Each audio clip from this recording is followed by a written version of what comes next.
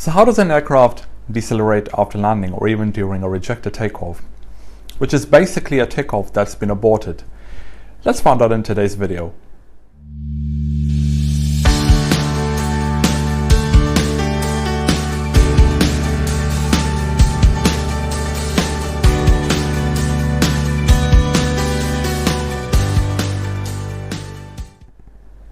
Welcome back to another video. My name is Deepak from Flying 101, and I release videos related to aircraft, aviation, flying.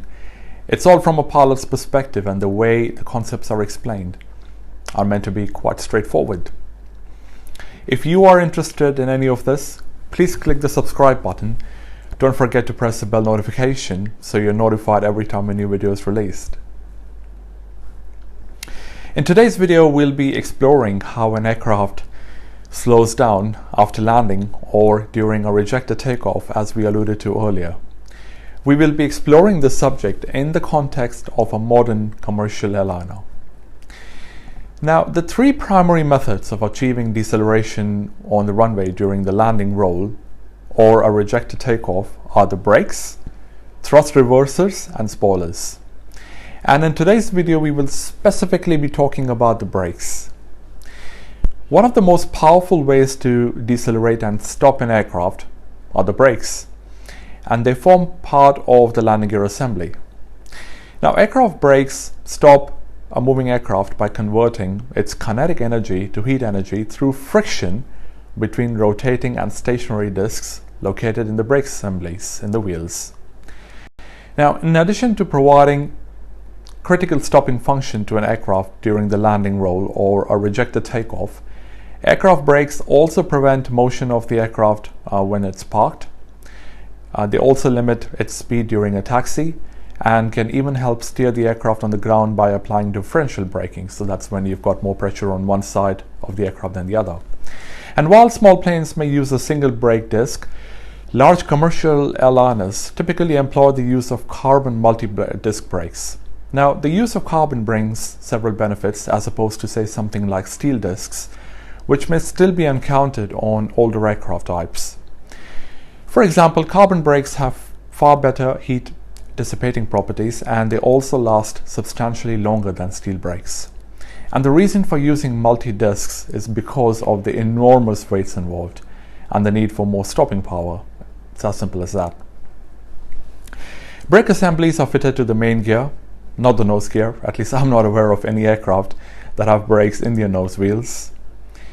Now, in case you're wondering how brakes are applied, this happens either using the auto brake system on board an aircraft, where a computer would send orders to the brake system to apply pressure on the brakes to achieve a certain deceleration rate, or the pilots would simply depress the brake pedals using their toes to manually apply the brakes. The application of brakes, either with the help of the auto brake system or the pilots manually applying the brakes using the pedals, causes actuators in the brake to move pistons, which in turn squeeze the discs together. Now, this generates friction force, which helps slow down the wheel and in turn the aircraft. The pressure is commonly generated by hydraulic systems on an aircraft. There are also some aircraft types that use electromechanical means to create the braking pressure. Now let's talk about the auto brake system. Modern commercial aircraft are equipped with an auto brake system that controls the deceleration rate of the aircraft automatically by modulating the application of the brake force. The system works independently and it helps minimize stopping distance. It also reduces pilot workload and it helps with smooth braking action. Auto brakes may be used during the landing. However, for a takeoff, arming of the auto brake system is mandatory as per aircraft standard operating procedures. This is because in case of a takeoff that's rejected, maximum braking power must be used to stop the aircraft within the remaining runway length, and auto brake systems can greatly help achieve this. Here's an interesting fact about a rejected takeoff. For an aircraft that's close to its maximum takeoff weight, that's on its takeoff roll, a rejected takeoff initiated at high speeds can lead to the brake temperatures exceeding 1000 degrees Celsius. Now this is as a result of the enormous amount of energy absorption taking place by the brakes, where a vast amount of kinetic energy gets converted to heat energy. And brake assemblies are actually designed to withstand such high temperatures. So what we're looking at over here are the auto brake controls on an Airbus 320. As you'll see, there are three settings: low, medium and maximum. The low and medium settings may be used for the landing. It is not mandatory to use the auto brake system for the landing, but if the pilot decided to use them, it would be one of these buttons, a low or medium button. And what these two buttons do essentially is command a deceleration rate. So for a given setting, the brake pressure would be modulated to achieve the selected deceleration rate. The max setting, as the name suggests, uses maximum pressure, and this would always be selected for takeoff. It is part of the standard operating procedure, and it is a mandatory requirement for takeoff. The reason for the selection of max auto brake for takeoff is in the event of a rejected takeoff, there would be a need for maximum braking pressure to be used in order to bring the aircraft to a complete stop within the remaining runway length available.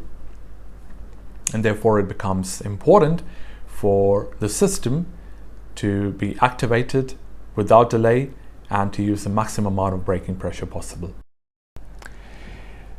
Another common feature of aircraft brake systems is the anti-skid function. Now, this is quite similar to the ABS or the anti-lock braking system that may be found on, let's say, a car. Anti-skid serves a very important function, particularly on wet and contaminated runways, where there is a high chance of wheel skids as a result of the brakes being applied. And the way the system works is a computer is constantly sensing wheel speed and comparing it to the aircraft velocity. If it detects that any of the wheels are about to get locked while braking, it sends orders to the braking system to reduce the pressure on the brakes to prevent a wheel lock-up and keep them spinning, hence avoiding a skid. The pressure is modulated at a threshold just below that of a wheel lock-up, and therefore the brake pressure is optimized with the help of the anti-skid system on an aircraft.